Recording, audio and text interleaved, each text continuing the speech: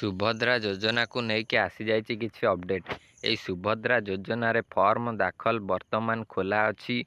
आपण यही सुभद्रा योजना रे फॉर्म दाखल करें। आपण अंगनवाड़ी केन्द्र मो सेवा केन्द्र आपण फॉर्म आनी ताकू फिलअप करी मो सेवा केन्द्र नहीं दाखल करने को पड़ो। सेठी आपण मानक ऑनलाइन फॉर्म को सबमिट करने को पड़ो। देखंतु एसी किसी अपडेट जारी कराई किसी नियम गुड़िक लिखाई ए सब गुड़िक आपण निश्चय जानिबा दरकार। आवेदनकारी को फॉर्म पूरण करने को हेबो एवं केवल मो सेवा केन्द्र साधारण सेवा केन्द्र ही फॉर्म को दाखल करने को पड़ो। आपण केवल मो सेवा केन्द्र और साधारण जनसेवा केन्द्र रे ए फॉर्म को दाखल करें।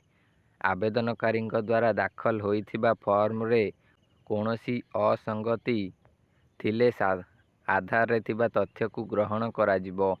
संगृहीत समस्त आवेदन गुड़िक सरकार उपलब्ध डाटाबेस अनुजाई जांच कराजिबो।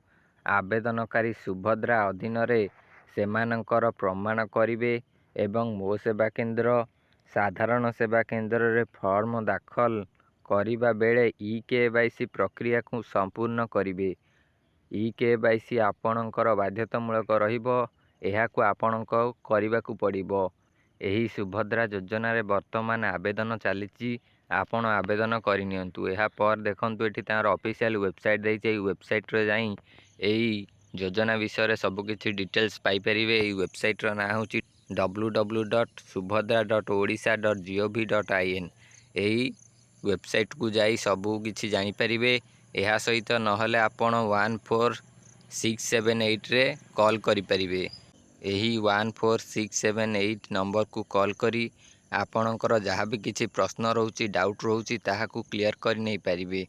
जदि आपणकर किसी जानिबार अछि तेबे आपण यही 14678 नंबर साहाय्य नहीं पारिबे। जदि आपणकर किसी डाउट रोची तेबे आपण मते कमेंट करंतु। मु आपणको आगामी वीडियो रे से डाउट को क्लियर करिबी।